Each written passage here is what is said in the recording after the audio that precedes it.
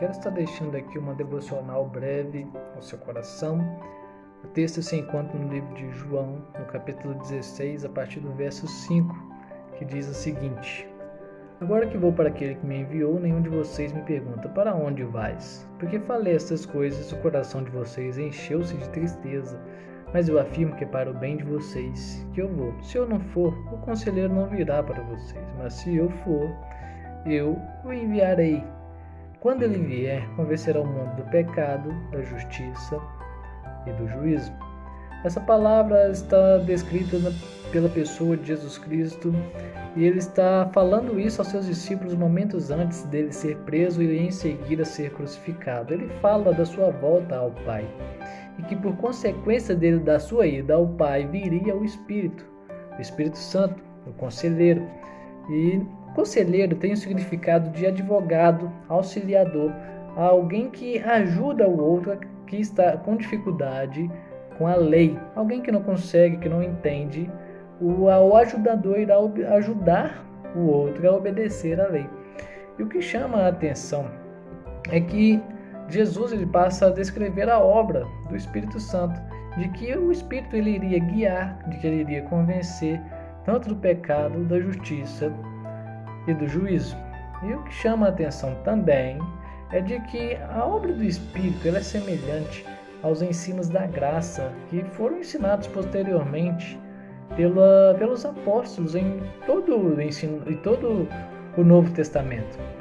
E o que posso partir do pressuposto, o motivo dessa devocional é de que eu e você nós não nascemos prontos, e que eu e você também nós somos pecadores, que muitas vezes nós pegamos a lei de Deus e olhamos para nós e nos vemos muito imperfeitos, nós nos vemos como falhos e nos cobramos os outros, e gera ali uma amargura, gera um certo moralismo, e a partir de então nós ficamos aí angustiados. O que é necessário entendermos é de que nós não somos aceitos por Deus pela nossa obediência à lei de Deus. Nós somos aceitos por Deus porque o sangue de Jesus Cristo foi derramado, sendo nós ainda pecadores, sendo nós imerecedores de qualquer coisa que Deus fez por nós.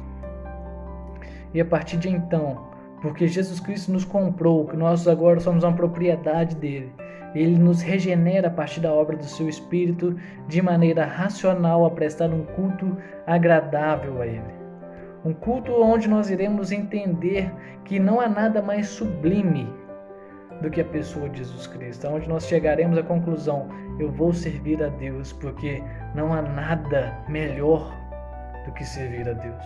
Aliás, se é que nós podemos chamar isso de serviço, quando nós estamos plenamente convencidos de que Jesus Cristo é a melhor coisa que tem. Eu poderia falar para você: nossa, trabalho comendo sorvete.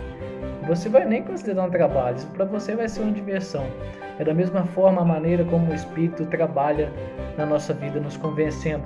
Semelhante ao que a Bíblia descreve como graça, que a graça de Deus ela nos ensina a renunciar à impiedade, às paixões mundanas e a viver de maneira sensata, justa e piedosa nesta era presente, enquanto aguardamos a gloriosa manifestação do nosso Senhor e Salvador Jesus Cristo. A graça de Deus, a obra do Espírito Santo, é algo que acontece nesse período, enquanto nós aguardamos a obra, a manifestação do Filho de Deus. E Filipenses descreve como sendo uma obra de Deus, que ele começou na minha e na sua vida e ele há de completar.